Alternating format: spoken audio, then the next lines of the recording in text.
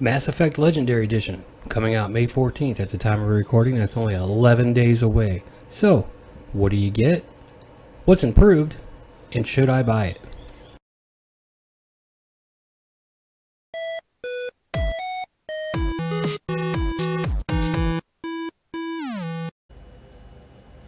Welcome back, everyone. This is Matt with Gamer Roundup, your live gaming news network.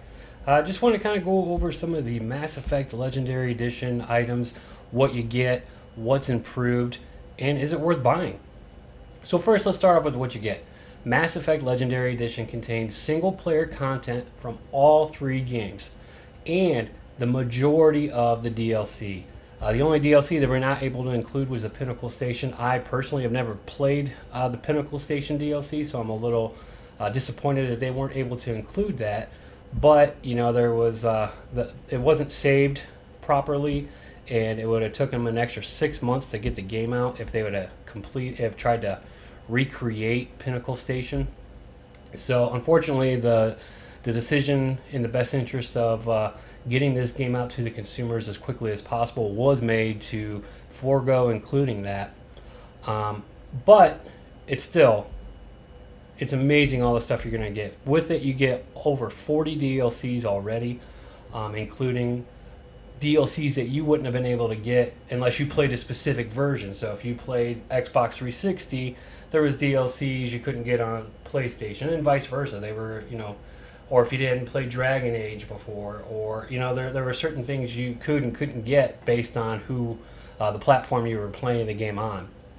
Now that's across the board. You get every piece. So I'm super excited to try out new weapon skins and different DLC that I personally have never got a chance to play, all in one single format.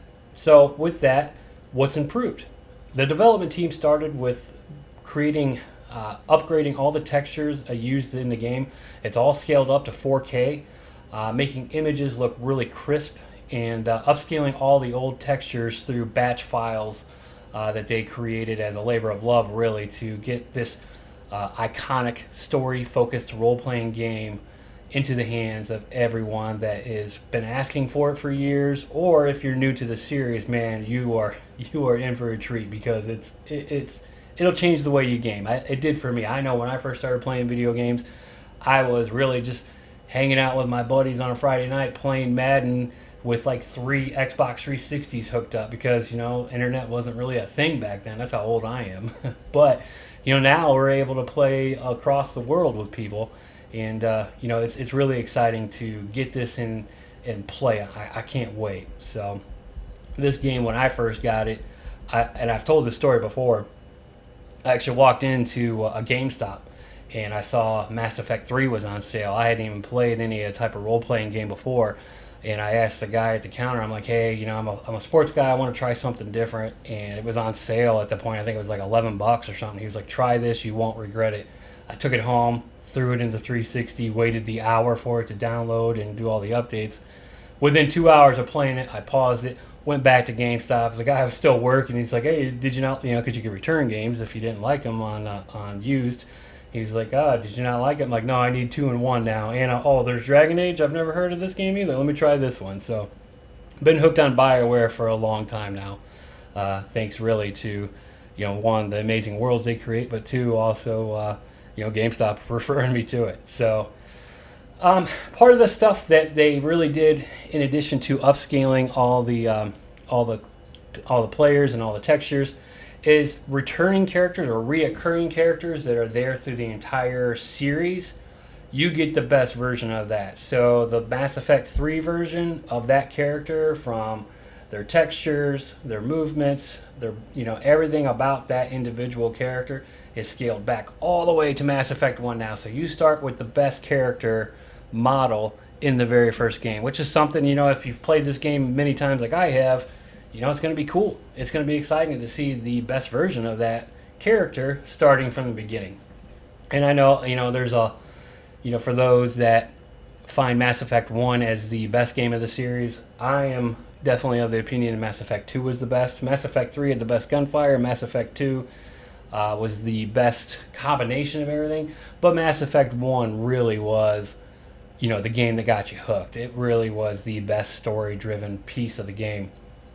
For combat, you get to recreate what was in the best version of the whole series. Mass Effect 3's combat was actually going to be, it's actually scaled back and starting from Mass Effect 1. So I'm really excited because I love Mass Effect 1, the story, the most. I mean, just the way you're introduced to this world. You're starting in the 22nd century, and you're introduced to all these new races, and how you fight for humanity to kind of build your own seat at the table. And now all of a sudden there's this thing called the Reapers that are out there and threatening the whole galaxy. Like, it's the way the story is told is amazing with Mass Effect 1. I'm super excited to try it with the Mass Effect 3 combo, because if you've played Mass Effect 1 recently, I mean, that game unfortunately really feels dated. And it's such an amazing game that the story is so good that I'll actually play it. Continuing with the combat overhaul, BioWare also specifically promised to change the encounters, enemies, how players engage, especially as it relates to combat in Mass Effect 1. So it's all intended to kind of bring the entire combat, the finest combat from Mass Effect 3 in line with Mass Effect 1. So basically the combat's going to be similar or even identical across the entire series, which I'm super excited about. One of the biggest improvements also is coming in the form of the Mako. The Mako, the M35 Mako, was a big part of exploration in Mass Effect 1. And, for those of us that have played it, it's not the easiest vehicle to traverse the individual planets with. So it was quite challenging. I mean, Mass Effect Andromeda, they really got it right. But again, with ME1, because of how they were what they were held to with limitations in the software, especially the gaming systems that these games were designed for, the planets are kind of empty, so it's not like a super fun exploration. But it does add some cool, unique interactions for the game. Driving up a mountain to get to a base, it's and then struggling to keep the Mako driving straight. I'm sure a lot of us have felt that pain playing that game. But they're going to make it a much smoother ride. It's going to have faster charging shields, new thrusters, so it's going to be a little bit more fun. And then another huge change for the series, with all the character creation and bringing the most refined characters from 3 down to 1. And scaling everything up to 4K, is now your original Shepard that you create is going to, the creation tools from 3 are going to all be starting at 1. So you can create the same male Shep, femme Shep, who really got the most overhaul later in the trilogy, and have that character progress through the entire trilogy as it continues.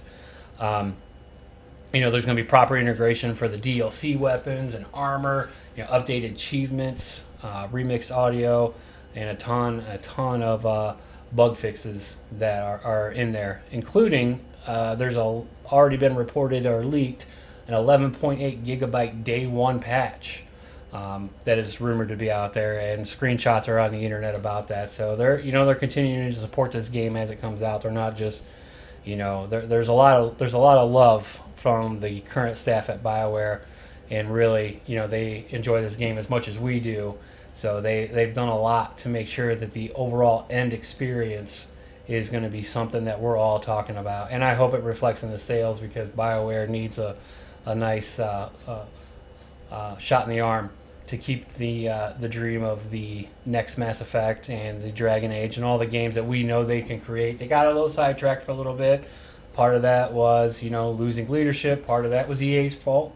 EA pushing their agenda, and nobody really, no voice inside BioWare that was strong enough to stand up and say, no, we're going to do this way. And, we've seen with, other companies that are under the EA clout, Respawn specifically, kind of bucking the trend, saying if we're going down fighting, and their games have been hugely successful because of it. So hopefully, BioWare can learn from that example, and this game will just be a nice shot in the arm, give them back their mojo, so to speak. as we all replay this amazing franchise. I can't wait to get into it. And finally, the Mass Effect ending, from 3. I'm not going to go into the ending in case you're watching this video and you haven't ever played the trilogy. But there was a little bit, I say a little bit, but it was really kind of a huge controversy when the first ending came out. Again, I didn't get into the series till after it was already well established and actually on sale. So to me, the ending felt appropriate, but I wasn't there for the entire journey. And then it really felt, it really felt much more enhanced after they came out with the DLC to, kind of better address some of the leftover items from the ending. So, carrying your decisions over from game to game and having the best ending, already in the game will make it, make it that much more enjoyable.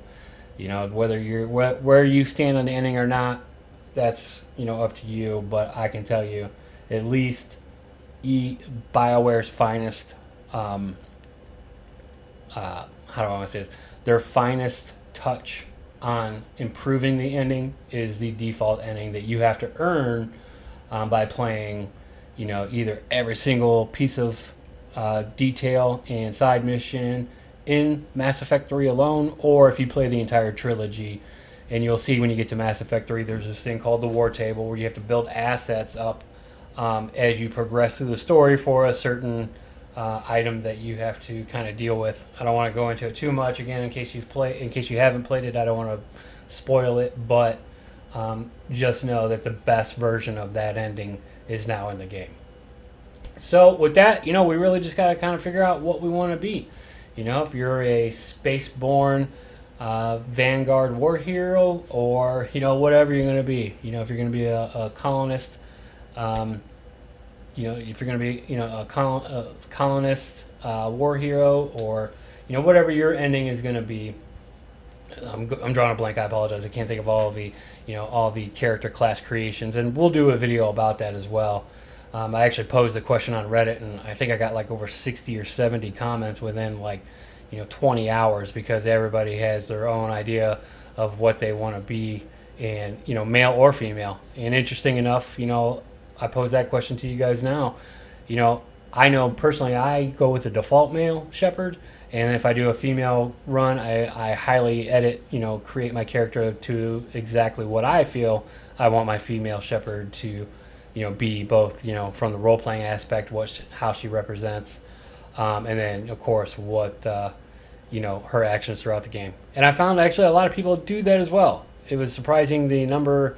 I would say it's about 2 to 1 that most people kind of went with the standard male Shepard and heavily changed their female Shepard. So I put that question to you. Do you, alter your female Shepard, leave your standard Shepard, male Shepard as out-of-the-box Shepard, or, vice versa? Do you leave the female as out-of-the-box and go with male Shepard highly changed? Or do you do you change both, or do you change neither? So, there's 4 options really, and tons of miniature options inside of what you change. I had people commenting I changed the skin tone to match myself, which, I agree. If you're playing as a character that you want to represent you, then change anything you can. Lips, eyes. Most of my Shepard, sometimes my Shepard has no hair, so he can match me. But either way, I appreciate everyone taking the time to watch this video. Please do us a favor, hit that subscribe button, hit that like button. Let us know in the comments below what you plan on playing as. If you have any more questions, we can cover for you. We appreciate taking the time to watch this video.